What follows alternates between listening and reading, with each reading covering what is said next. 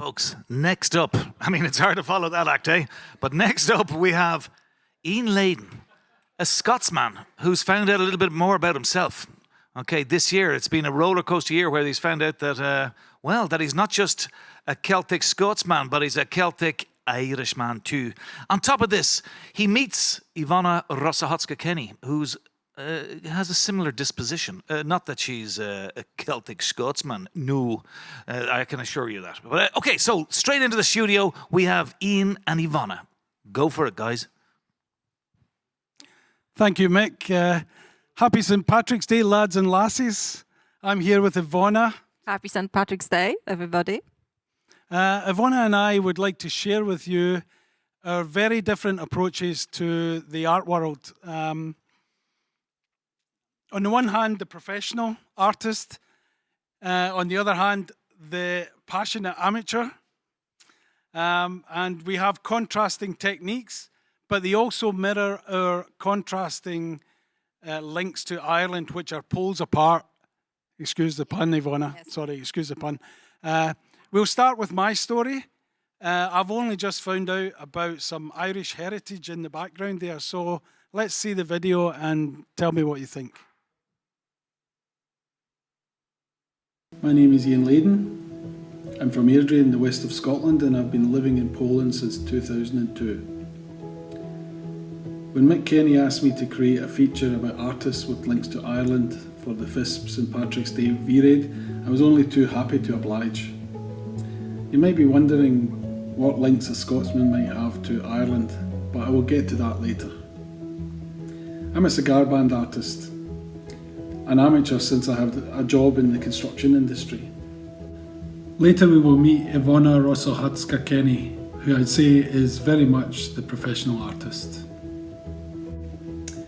Iwona works with oil and canvas and ink on paper, which is very different from my work. I use cigar bands and whiskey labels to create collage portraits. My initial inspiration comes from the types of bands themselves. For example, when sorting the bands out, one time I had a lot of gold bands, which with different textures made me think of brass instruments. And from there I decided to do a portrait of Louis Armstrong with his trumpet. I've had bands that reminded me of the colours of Renaissance paintings, so naturally I created a portrait called Mona Ligero, my interpretation of the Mona Lisa. Mona Ligero, which was only my second attempt, has been a work in progress for nearly 2 years. I've worked on her on and off, making improvements until someday I will say it's finally finished. I've even attempted a self-portrait, which I did in the style of an 18th century military nobleman, just for fun. My latest work is called Wojna o Prąd, or Current Wars. It's a commission for Elektrownia Powieśla with Edison and Tesla, and a nod to the race to decide whether direct current or alternating current would be the preferred method of distributing electricity across America. It will be a permanent exhibit at Elektrownia in Warsaw. I've only been doing this since 2019. I was originally inspired by a large portrait of Alfred Hitchcock hanging in my friend's cigar lounge, which was by an artist called Kim Jackson. I like to smoke cigars now and again, but collecting enough bands to try and recreate the Hitchcock for myself would have taken forever. One night I was in the aficionado room in Warsaw. They have a huge bowl filled with bands that their patrons leave behind after smoking their cigars. Aficionado Room were very kind enough to donate them to me, and they've been helping me ever since. I had to do a portrait for them that they could hang in the lounge just to keep them sweet. My first piece was a headshot of Arnold Schwarzenegger with a cigar in his mouth. It ended up looking a bit more like the Terminator after Sarah Connor had mangled it, but nevertheless my friend Joe liked it so much he wanted to buy it, and it now hangs proudly in his cigar lounge in North Carolina. You can count on one hand the artists whose work involves cigar bands, and I'd say Kim Jackson is the most accomplished. Another of my favourites is James Rodriguez. James and I share ideas and encouragement, and during lockdown last year, he even sent me a big box of cigar bands from northern Texas. During the lockdown pandemia, there were no lounges open in Warsaw, so I was running out of bands, and I'm forever grateful to James for sending me that box.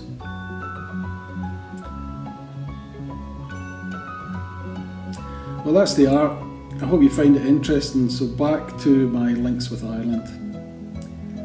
Growing up in Scotland, I didn't have much knowledge of Ireland, St Patrick, Irish traditions, or even St Patrick's Day. In my late 20s playing rugby, we went annually to Ireland for rugby tours during the Six Nations.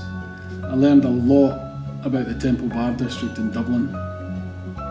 In my 30s I came to Poland, and as an expat I found the Irish community in Warsaw pretty quickly, and some of the larger than life characters such as Seamus, Mick, Niall and Podrick, and from there it wasn't long till I was a regular at the 5th annual St Patrick's Ball. I met my wife Alex, the love of my life, in Warsaw in 2004, and I've made a home and raised a family here. It took me until I was 50 to learn that I actually had some Irish heritage. I was born and brought up in Scotland by my grandparents on my father's side. My mum left my dad when I was very young, and my dad was away from home in the oil and gas industry most of the time. I didn't know my mother growing up, and often wondered what she was like. Turning 50 in 2019 made me finally take the step to try and find her. I knew her name, of course, and where she was from, in England, but very little else. So I did a little Facebook search, and I'm glad to say I found her pretty quickly. Although we have not been able to meet because of travel restrictions, we have had many conversations on video chat and Messenger. One such discussion led to the fact that my grandmother, Mary Hatton, was from County Wicklow in Ireland, so I have some Irish heritage. I've enjoyed very much the last couple of years of getting to know my mum, my stepdad Bob, and my half-sisters Claire and Beck, and I can't wait till the pandemic is over and I can finally meet them in person. So there you have it, Iwona. I actually have an Irish grandmother, which is fantastic. So recently I visited Iwona's art studio to get some insight into the life of a professional artist. Iwona, tell the viewers about your story. Okay, so I'm Warsaw-based visual artist, working full-time on paintings, prints and drawings. Obviously, I'm connected to Ireland, first of all, through my fantastic husband, Michael. The great Mick Kenny. Yes, who I met in 90s here, let's say in Warsaw, and after we moved to Ireland for next 7 years. So I'm connected to Ireland personally, but obviously artistically as well. Let's start with the art connection through the Irish Art magazine, what I get every second month for the last 10 years in my post box. This is thank you to my mother-in-law, who is artist as well. Yeah, so we could probably spend another hour talking about your Irish mother-in-law, who is also an artist. But anyway, tell the audience where you work and what you do on a day-to-day basis, Iwona. So my main working place is my Żoliborz art studio, where I work on preparation of my paintings.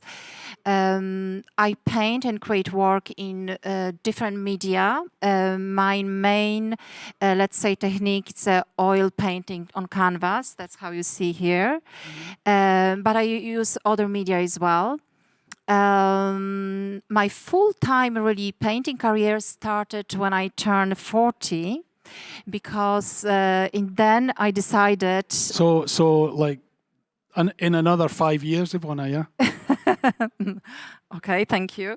So in 40s, I decided to become full-time painter after working in a few years in advertising and design. Obviously, I do have art education. I finished Academy Fine of Arts in Warsaw. I studied in graphic department in poster class, where I had my professor who was from the old school of poster, Maciej Urbaniec. That's why my work sometimes is quite graphic. Very cool.